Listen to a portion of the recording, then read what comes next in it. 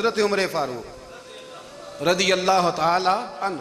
حضرت سیدنا ابو موسیٰ اشعری کہتے ہیں کہ میں نے نا صفائی کی، مال غنیمت کی میں نے صفائی کی، تو ایک دینار مجھے نا کہیں پڑا ہوا مل گیا. تو فرماتے ہمیں اجازت ہوتی تھی کہ ایک آدھ دینار ہم اپنی مرضی سے کہیں خرچ کر سکتے. اگر آپ ناراض نہ ہوں تو ہمارے ہاں جب چیئرمین صاحب، ناظم صاحب ٹھیکے دیتے ہیں تو ٹھیکیدار ان کا چھوٹا بھائی ہوتا ہے یا چچا کا بیٹا ہوتا ہے یا خالہ کا بیٹا ہوتا ہے. وہ خود ناظم ہوتے ہیں اور ان کا چھوٹا بھائی ٹھیکیدار ہوتا ہے.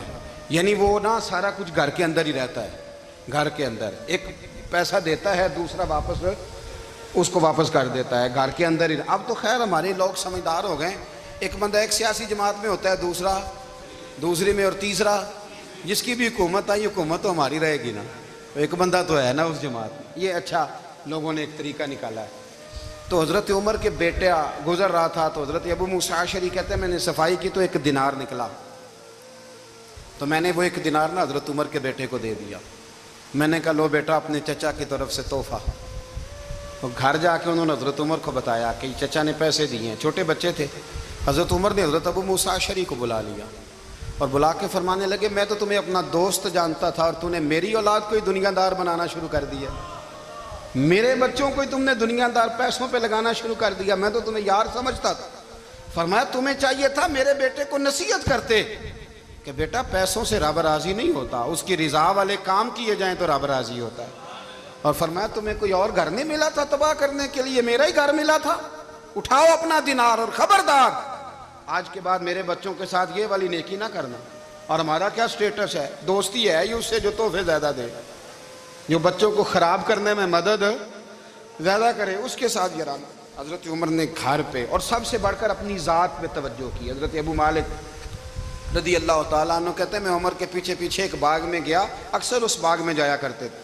اور عمر جا کے نا تو درخت کے نیچے بیٹھ گئے اور فرمانے لگے او امیر المومنین اللہ سے ڈر جا، ورنہ جس رب نے حکومت دی ہے وہ عذاب بھی بڑا دے گا. ڈر جا رب سے. کبھی ساری زندگی حضرت عمر نے اپنا کوئی تعارف نہیں کرایا، کبھی نہیں. ایک بندے نے آپ کے سامنے تعریف کر دی آپ کی تو فرمانے لگے تو خود بھی ہلاک ہوا اور مجھے بھی ہلاک کر دیا. کیا ضرورت پڑی ہے میری تعریفیں کرنے کی؟ اتنی دیر میری تعریف میں لگائی. اللہ کا ذکر کرتا رب تجھے ثواب دیتا، حضور پہ درود پڑھتا تو رب تیرے اوپر رحمتیں نازل کرتا. کس چکر میں؟ آج جتنا اچھی کوئی خوشامد کرے اتنی اچھی وزارت ملتی ہے، جتنی اچھی اس کو جو ہے وہ چاپلوسی کرنی آیا درجہ بھی اسے اتنا ہی اچھا ملتا ہے. حضرت عمر فاروق رضی اللہ تعالیٰ عنہ آپ کے بیٹے کہتے ہیں، صاحب فتوح الشام نے لکھا ہے، آپ کے صاحبزادے کہتے ہیں میں نکلا تو میرے ابا جی نا اپنی پشت پر مشکیزہ رکھ کے کنویں سے پانی بھر کے آ رہے تھے. میں دوڑ کے آگے گیا، میں نے کہا ابا جی مجھے دے دے. فرمانے لگے بیٹا تیرا کیا خیال ہے، کوئی اور نہیں تھا مشکیزہ بھر کے لانے کے لیے، تیرا کیا خیال ہے؟ کہا ابا جی بڑے لوگ تھے پر آپ کیوں اٹھا رہے ہیں؟ فرمانے لگے نفس نا ذرا میرا بڑا ہو گیا تھا، اسے ذرا ذلیل کر رہا ہوں، ذرا اپنا محاسبہ کر رہا ہوں. یہ مجھے کہہ رہا تھا تو بڑی چیز ہے تو میں نا ابھی مشکیزہ گھر رکھ کے آؤں گا، پھر تیری ماں نے مجھے کہا ہے کہ گھر میں لکڑیاں کوئی نہیں جلانے کے لیے، پھر میں جنگل سے لکڑیاں کاٹ کے لاؤں گا. اب میں امیر المومنین بن کے نا تو میرا نفس تھوڑا بڑا ہو گیا. اب یقین کریں ہمارا آزما خراب ہو جاتا ہے جب تک ہمارا تعارف صحیح نہ ہو، ہمارا تعارف ٹھیک نہ ہو. میں یہ ہوتا ہوں، میں وہ ہوتا ہوں. چھوڑ مٹی دیں تے مٹی رہنا ہی، مٹی دیں تے مٹی دیں تے مٹی رہنا ہی. ایویں کادی بلے بلے اج مٹی دے اتے بندیا تے کل مٹی دے تھلے. مٹی دیں تے مٹی رہنا ہی کادی بلے. مجھے پوچھ لو، مجھے جان لو، میرا نام لے لو، میں بھی آیا ہوں، میں بھی ہوتا ہوں، میرا بھی یہ تذکرہ ہے. میں بدکار پرانا خادم کسے در ملی نہ ڈھوئی، اے تے واصف یار نے نظر جو کیتی تے واصف واصف ہی ہوئی.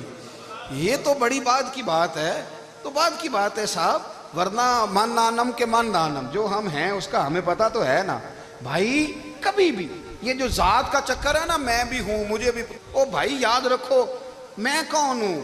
یہ جو نام نمود اور یہ خواہشیں اور یہ جو وقار، یہ تو کمزور لوگوں کا طریقہ ہے. جس کو اپنا تعارف کرانا پڑ گیا اس سے بھی زیادہ کمزور کوئی ہے.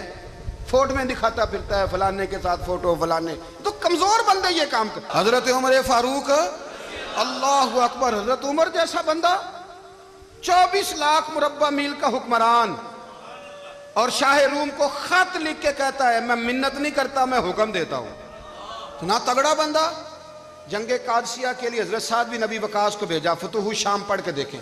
حضرت عمر بڑے پریشان ہیں. اتنے دن ہو گئے کوئی رپورٹ ہی نہیں آئی. اب تو موبائل ہے نا تو ایک منٹ کی رپورٹ لیں آپ, بلکہ آپ ایک منٹ کی فوٹو لیں. آپ رپورٹ تو دور رہ گئی. حضرت عمر فاروق رضی اللہ تعالیٰ عنہ بڑے پریشان ہیں کہ قادسیہ میں حضرت سعد بن ابی وقاص کے ساتھ لوگ جہاد کرنے گئے, رپورٹ کوئی نہیں آ رہی. اتنے پریشان تھے کہ باہر نکل کے نا اس رستے پہ بیٹھ جاتے جو رستہ قادسیہ کی طرف سے آتا تھا. اس جو بھی آتا جاتا پوچھتے جنگ کے کیا حالات ہیں. ادھر جب اللہ نے فتح دے دی نا تو حضرت سعد بن ابی وقاص رضی اللہ تعالیٰ عنہ نے نا ایک قاصد کو خط دے کے بھیجا. کہنے لگے عمر کے پاس جاؤ, انہیں اطلاع دو کہ الحمدللہ اللہ نے اسلام کو فتح عطا کر دی. یہ حضرت عمر کو جا کے دینا. وہ بڑے پریشان ہوں گے. وہ جو اس زمانے میں اس طرح ہوتا تھا کہ کئی دور دور سے صحابہ جو دوسرے شہروں کے ملکوں کے رہنے والے ہوتے تھے وہ بھی آ کے شامل ہو جاتے تھے جہاد میں. کوئی ایک دفعہ مدینے آیا, کوئی 2 دفعہ آیا, پھر اپنے اپنے علاقوں میں. بہت سارے لوگوں نے زیادہ دفعہ حضرت عمر کو دیکھا بھی نہیں تھا. وہ جو قاصد خط لے کے آیا تھا نا اس نے 1 دفعہ دیکھا تھا. حضرت عمر بوڑھے ہو گئے, وہ پہچانتا نہیں تھا. میری بات کی سمجھ آ رہی ہے آپ حضرات کو؟ ادھر سے وہ خط لے کے آ گیا. حضرت عمر مدینے سے باہر نکل کے اس روڈ پہ بیٹھے تھے جو قادسیہ سے آتا تھا. جب وہ اس آدمی کو آتے دیکھا تو حضرت عمر اٹھ کے کھڑے ہو گئے, فرمانے لگے قادسیہ سے آ رہے ہو؟ وہ کیا کہتا ہے؟ پھٹے پرانے کپڑے, ٹوٹے ہوئے جوتے, سر پہ پرانی پگڑی. کہنے لگے غلام مدینے کے رہنے والے ہو؟ حضرت عمر کہنے لگے ہاں مدینے کا ہوں. کہا میں قادسیہ سے آیا ہوں, الحمدللہ اللہ نے اسلام کو فتح دے دی ہے, الحمدللہ کفر کی کمر ٹوٹ گئی ہے. اس نے یہ بات کر کے تو گھوڑے کو ایڑی لگائی, گھوڑا دوڑنے لگا مدینے کے. حضرت عمر بھی ساتھ ساتھ دوڑ رہے. فرمانے لگے اچھا بتاؤ خالد بن ولید کا کیا حال ہے؟ تھوڑا آگے جا کے فرمانے لگے اسامہ بن زید کیسے ہے؟ وہ کہتے ہیں ٹھیک ہے. پھر اس نے اور گھوڑا. عمر ساتھ ساتھ دوڑ رہے ہیں, ساتھ ساتھ. 24 لاکھ مربع میل کا حکمران, ایک جوتا پیر سے نکل گیا, عمر دوڑ رہے ہیں. آگے جا کے پوچھتے ہیں سعد بن ابی وقاص کا کیا حال ہے؟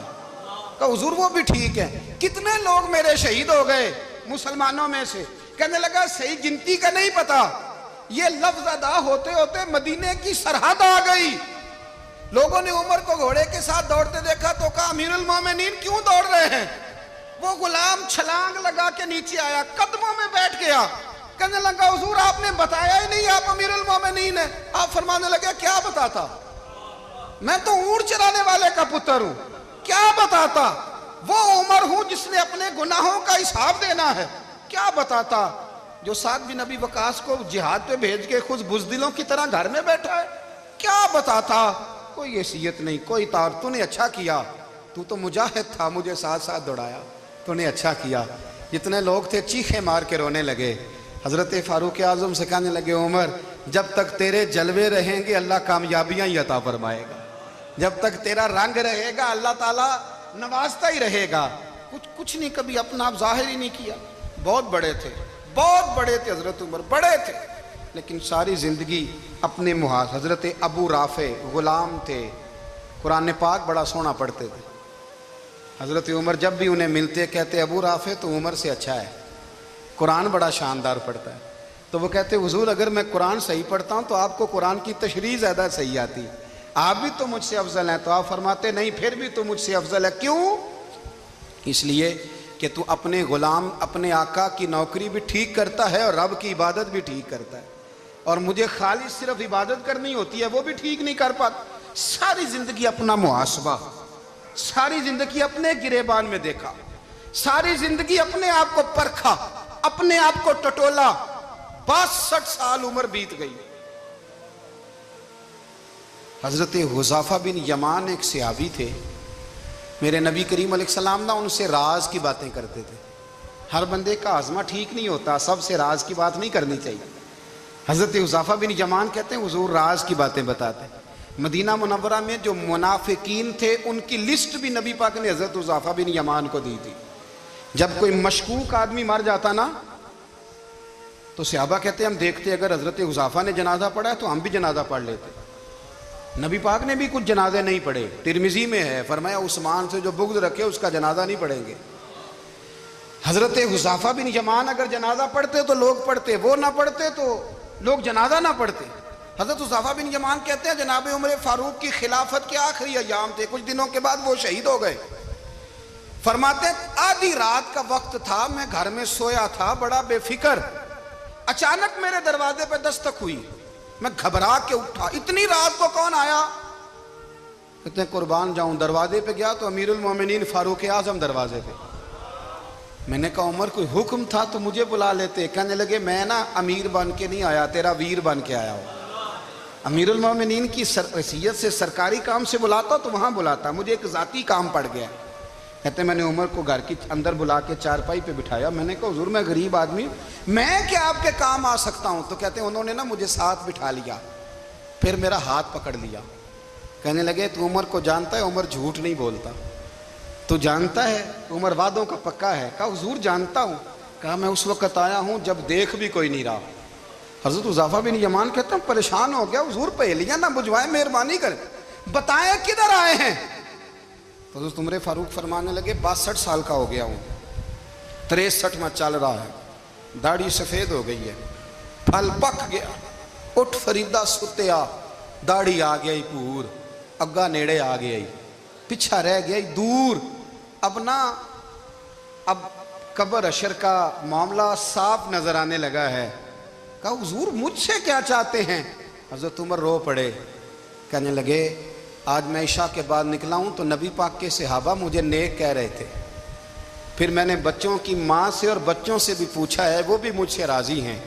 پر حذیفہ تیرے ساتھ نبی پاک راز کی باتیں کرتے تھے, سچ بتا کہیں عمر کا نام منافقوں میں شامل تو نہیں؟ سچ بتا ان منافقین میں تو شامل نہیں, کہیں اوپر سے تو نہیں سارا کچھ؟ حضرت حذیفہ بن یمان کہتے ہیں میں باپ کے مرنے پہ اتنا نہیں رویا جتنا عمر کے سوال پہ رویا. میں قدموں میں بیٹھ گیا, میں نے کہا نہیں عمر یہ تو میں نے نہیں سنا, لیکن یہ میں نے نبی پاک سے ضرور سنا ہے کہ میرے بعد اگر کوئی نبی ہوتا تو عمر ابن خطاب ہوتا. یہ میں نے اپنے کانوں سے سنا ہے کہ عمر جس گلی سے گزرے شیطان رستہ بدل جاتا ہے. یہ میں نے اپنے کانوں سے سنا ہے کہ 950 سال حضرت جبریل جناب عمر کی شان بیان کریں تو پھر بھی بیان نہیں ہو سکتا. یہ میں نے ضرور سنا. دوستو ساری زندگی حضرت عمر نے اگر دوسروں کا محاسبہ کیا تو اپنا اور اپنے بچوں کا بھی کڑا خیال رکھا, اپنی ذات پر بڑی توجہ دی. جو لوگ اپنا بھول جاتے ہیں نا, ہمیں اپنی صحت کا بڑا خیال ہے لیکن اپنی روحانی زندگی کا کوئی خیال نہیں ہے, قلبی زندگی کا کوئی تصور نہیں ہے. آپ یقین کریں موٹا آدمی کمزور ہونے کے لیے جدوجہد کر رہا ہے, کمزور طاقتور ہونے کے لیے, لیکن جس کو کتنے دن بیت گئے اللہ رسول کی یاد میں رویا ہی نہیں, کتنے دن بیت گئے نہ سننے کو دل ہی نہیں چاہا, جسے مہینوں بیت گئے اور قرآن پاک کی طرف نظر ہی نہیں گئی, وہ فکر مند ہی نہیں. زندگی زندہ دلی کا نام ہے, مردہ دل کیا خاک جیا کرتے ہیں. بھائی حضرت عمر کی زندگی دور حاضر میں ہمیں یہ سبق دیتی ہے کہ کڑی نگرانی رکھو اپنے پودوں کی, کڑا خیال رکھو اپنے ذاتی باغ کا, اور یہ جو تمہارے دل کی دنیا ہے یہ تمہاری روح کی زندگی ہے, اس کا محاسبہ کرتے رہو. نبی کریم علیہ السلام نے فرمایا اپنا حساب خود کر لو قبل اس کے کہ تمہارا حساب کیا جائے. اپنا حساب بولیے, اپنا حساب. ہم ساری دنیا کا حساب کرتے پھرتے ہیں, کوئی کہاں سے کماتا ہے کہاں کھاتا ہے, پر اپنا حساب حضور نے فرمایا حساب کر لو قبل اس سے کہ تمہارا حساب. مولا علی فرماتے ہیں نماز پڑھ لو قبل اس کے کہ تمہاری نماز پڑھی جائے. یہ بڑا عجیب معاملہ ہے کہ ہم جتنے لوگ ہیں ہمارا معیار یہ ہے کہ سامنے والا غلط ہے اور میں ٹھیک, یعنی دوسرے کا بچہ گلی میں نظر آ جائے تو اس کی غلطیاں نکلنی شروع ہو جائیں گی, اور میرا بچہ سارا شہر گھوم آئے ایک ٹائر پہ موٹر سائیکل پہ, تو ہم کہتے ہیں کہ ابھی بچہ ہے انشاءاللہ سیانا ہو جائے گا. اگر ابا جی آج تک سیانے نہیں ہوئے کہ اس کو سمجھا لیں تو پھر بیٹے کا سیانا ہونا تو ہو سکتا ہے کہ وہ 60-70 سال لگ ہی جائیں. گھر کے اندر جب تک توجہ نہیں ہوتی, اور سب سے پہلے جب تک اپنی ذات پر توجہ نہیں ہوتی, تو والد کا جب تک کردار بچے نہیں دیکھتے جب تک اتنی دیر تک ان کا تبدیل ہونا ممکن نہیں ہوتا۔ حضرت عمر فاروق رضی اللہ تعالیٰ عنہ نا باہر والوں کا بھی بڑا سخت حساب کرتے تھے۔ بڑا ایک گورنر صاحب نے لباس بڑا شاندار پہننا شروع کر دیا تھا تو حضرت عمر نے اتروا کے نا تو انہیں ٹاٹ کا لباس پہنا کے تو اونٹ چرانے کی ڈیوٹی دے دی تھی۔ اتنا سخت احتساب کرتے۔ کسائی کی دکان پر بھی 1-2 گھنٹے کھڑے ہوتے تھے۔ جو آدمی مسلسل 2 دن گوشت خریدتا تھا نا، فرماتے تھے اس کا ٹیکس بڑھا دو، لوگوں کو دال نہیں مل رہی اور یہ روز گوشت کھاتا ہے۔ حضرت فاروق اعظم، اس کو جزیہ کہا جاتا تھا، یا کچھ اور معاملات ہوتے تو بڑھا دیتے تھے۔ مسلسل جو 2 دن آدمی گوشت کھاتا تھا، فرماتے تھے مدینے میں غربت ہے، اگر یہ والا نظام تم کرو گے تو غریب لوگ کس کی طرف دیکھیں گے۔ لیکن اس سے زیادہ بڑھ کر جو ان کی زندگی کا معیار اور سٹیٹس تھا وہ یہ تھا کہ اپنے گھر کا خاص خیال رکھتے، خاص توجہ کرتے۔ ملک شام سے اور ایران سے کچھ لوگ آپ کی خدمت میں آئے تو وہاں سے کچھ کنیزیں بھی آئیں، ان کے بادشاہ پیغام لے کے۔ شاہ ایران کی کنیز کو ملکہ نے کہا کہ نا حضرت عمر کی زوجہ کو دیکھ کے آنا ذرا کس طرح کی ہے۔ ہمارے ملک میں کیا کہتے ہیں؟ خاتون اول، جی خاتون، باقی سارے دوؤں میں خاتون اول، ذرا خاتون اول کو دیکھ کے آنا۔ تو وہ جب آئی نا گھر میں ملنے تو کہا کہ مجھے میری ملکہ نے کہا تھا کہ عمر کی زوجہ سے، اہلیہ سے ملاقات کر کے آنا۔ تو حضرت عمر کی اہلیہ نے نا ایک جوڑا کپڑوں کا دے دیا ملکہ کے لیے اور ایک خوشبو کی شیشی دے دی۔ اب جب وہ تحفے وہاں بھیج گئے تو اس ملکہ نے نا کچھ سونے کا سامان بھیجا، کچھ زیورات بھیجے، کچھ تحائف بھیجے۔ جب حضرت عمر کے گھر آئے نا، وہ خادم لے کے آیا، اس نے کہا جی آپ کی اہلیہ نے تحفے بھیجے تھے، تو جواب میں شاہ ایران کی بیوی نے، یہاں جس ملک کا وہ سفیر تھا، انہوں نے بھی یہ بھیجے۔ تو حضرت عمر فاروق نا وہ تحفے لے کے گھر گئے تو جا کے کہنے لگے اپنی اہلیہ سے، یہ تو کب سے تحفے تحائف بھیجنے لگ گئی ہے، یہ کب سے نظام شروع ہو گیا؟ تو کہ حضور تحفہ دینا لینا تو ٹھیک ہے، سنت ہے، محبت بڑھتی ہے، تو یہ کوئی قباحت نہیں، اور میں نے اپنی ذاتی استعمال کے لیے جو چیزیں رکھی تھی وہ میں نے دی ہیں۔ تو حضرت عمر فاروق رضی اللہ تعالیٰ عنہ فرمانے لگے ہم نے کسی ملک کے ساتھ اور اس کے بادشاہ کے ساتھ ذاتی تعلق نہیں بنانا، تعلق جو بھی بنے گا رسول اللہ کے دین کی برکت سے بنے گا، ذاتی رشتے نہیں ہم نے قائم کرنے۔ ذاتی آپ کے ملک کی جو ایئر لائن جس کا ہر سال خسارے کا ڈنڈورا پیٹا جاتا ہے نا، وہ ہمارے بادشاہ صاحب اور صدر صاحب اگر غیر ملکیوں کو گھوڑا کبھی بھیجنا ہو نا، گھوڑا، تو پورا ایک جہاز گھوڑا لے کے تحفے میں جاتا ہے، پورا جہاز غریب قوم کا یہ سرمایہ، اور قوم بڑی بادشاہ ہے، لائنوں میں لگ کے ووٹ دیتی ہے۔ 2 کام ہمیشہ لائن میں لگ کے کرنے، ایک بل لائن میں لگ کے جمع کرانا ہے اور ایک ووٹ لائن میں لگ کے، تاکہ پھر پورے 5 سال لائن میں ہی لگے رہیں۔ مرضی سے آپ ووٹ دینا، پر جو بات درست ہے اس کو سنو۔ حضرت عمر فاروق رضی اللہ تعالیٰ عنہ نے اپنی اہلیہ سے پوچھا کتنے کا تھا وہ تیرا جوڑا اور خوشبو کی شیشی؟ انہوں نے کہا 3 دینار کی۔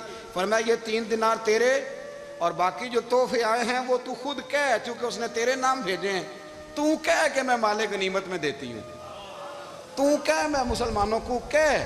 تو زوجہ ہنس پڑی، کہنے لگی میں نہ بھی کہوں تو مجھے کہنا تو پڑے گا ہی، کہنا تو میں نے ہے ہی، جو کہ سامنے عمر فاروق ہیں، لہذا فرمایا کہہ دیتی ہوں میں نے دیا خزانے کو۔ حضرت عمر نے جمع کرا لیا۔ میں یہ کیا بات ہوں، میرے گھر والے جو مرضی کریں، ان کا معیار زندگی جس طرح کا مرضی ہو۔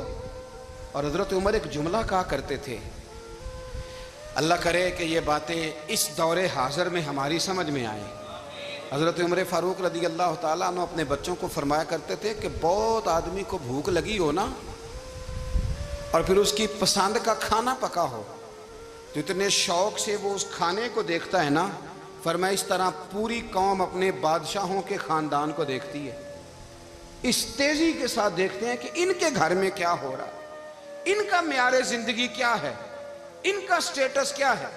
سیدنا فاروق اعظم رضی اللہ تعالیٰ عنہ نے اپنے گھر کے اندر اپنے بچوں، آپ